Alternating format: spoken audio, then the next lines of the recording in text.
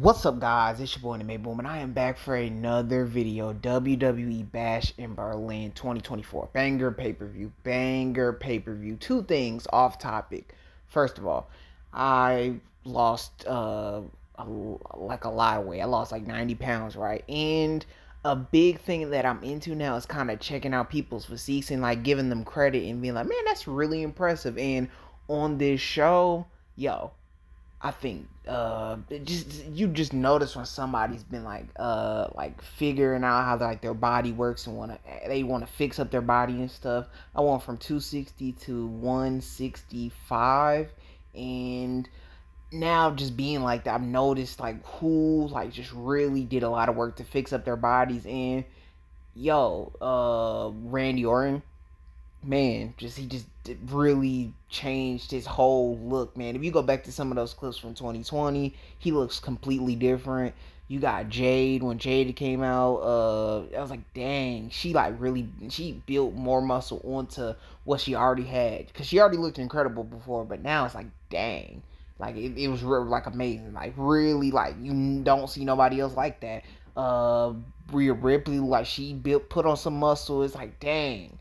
And that was just, it looked really like, whoa, like that's really impressive. Her physique is just like really, a lot of women don't have that physique, so that was cool. And then you had CM Punk also. It's like, dang, he looks completely different from how he did in AEW. Like he just changed his whole body. Like he looks exactly like how he did back in like 2011, and it's like 12 years later, so that's crazy. So that's just the off-topic thing. And then the second off-topic thing is Gunther versus Daniel Bryan would have cooked in WWE, man, because they're just such good wrestlers, and that's just the dream match. It's like, dang, that would have been a really good match. Maybe they did wrestle, but I missed it because I was not watching wrestling from like 2017 to like 2019. It was bad. But let's get to the pay-per-view. Really good pay-per-view, man. These pay-per-views have been cooking since like Triple H's came and started like taking over. These pay-per-views are so good, and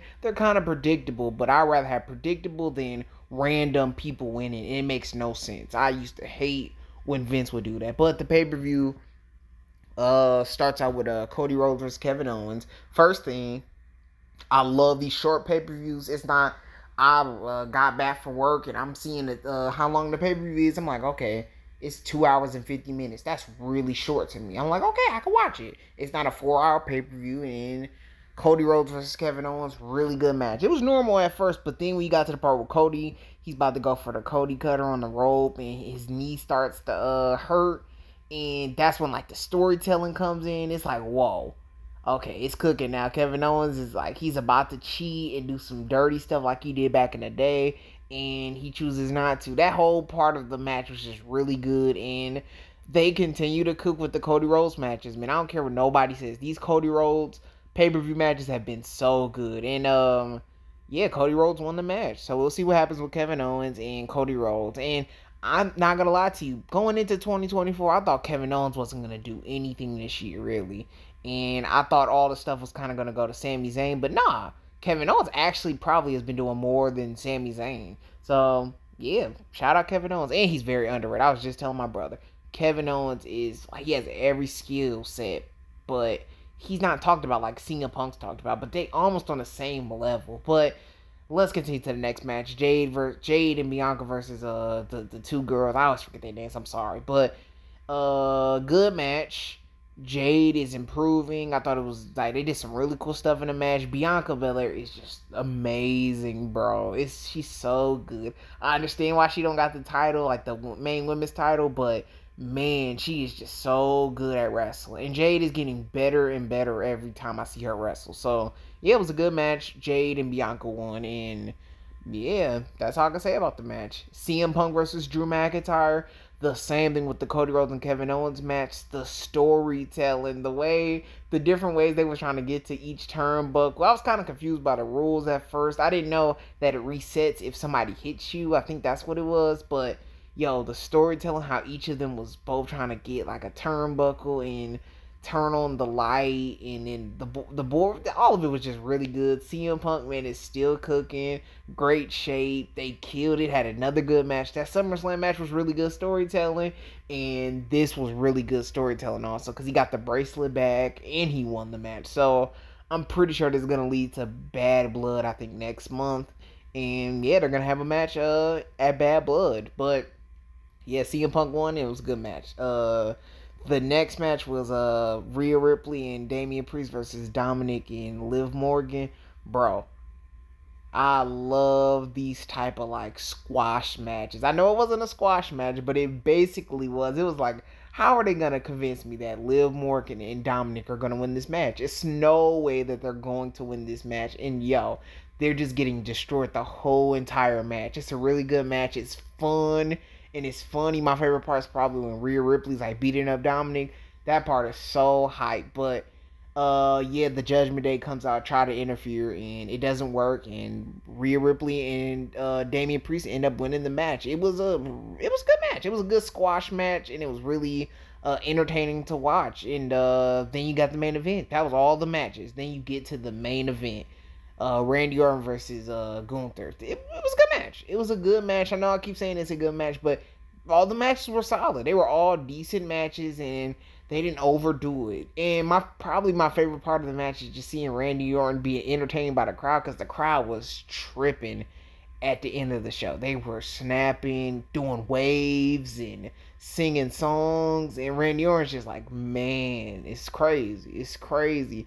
And the match was good. I don't think it was as good as their other match. I thought they was like really wrestling in the other match. And at first you could tell that at first they was kind of going a little too slow. Then the crowd just started doing random stuff. And then Randy Orton kind of got to stop them from doing waves and singing and stuff. He has to kind of calm them down. Then you see that they kind of switch it. It seemed like they switch it and just get down to the wrestling. But yeah, it was a good match. Randy Orton did some stuff I didn't think he was going to do.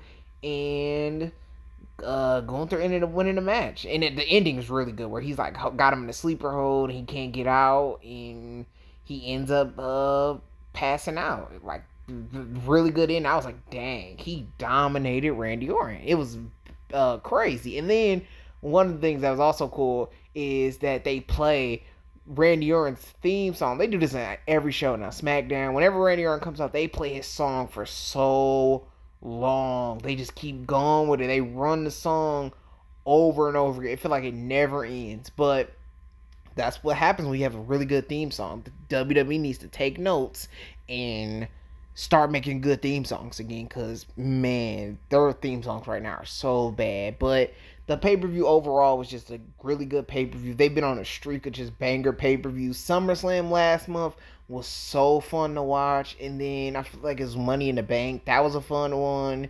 And then I forget what was before that. But all of them have just been really good. And the crowds, like these out of America crowds, have just been killing it. Every single one. I don't know which one was my favorite. It got to be the one where AJ Styles, the camera was shaking. I forget which one that was. I forget. France. It's been so many good crowds. And it's like, they're saving it. They're carrying these pay-per-views. And these side pay-per-views at first kind of, back in the day, used to suck. But now it's like, yo, these crowds make these pay-per-views feel important. And they're overshadowing. They're in some ways overshadowing like WrestleMania crowds, because WrestleMania comes to these like American states and stuff, and they're not cooking. They are not cooking this hard. So yeah, shout out to the crowds. Puerto Rico is good. Puerto Rico is a really good crowd. They was carrying. But ready to see what happens on Raw. And yeah, man, the pay-per-view, anything else I missed in the show? I don't think so. But I'm about to watch the post show and see what they do on the post show. I don't get how people can hate on the post shows. I think they're fun, and it's just a little bit of extra content to see with people talking and stuff. So I'll see you on the next video. Anime Boom out, peace, and like, comment, subscribe.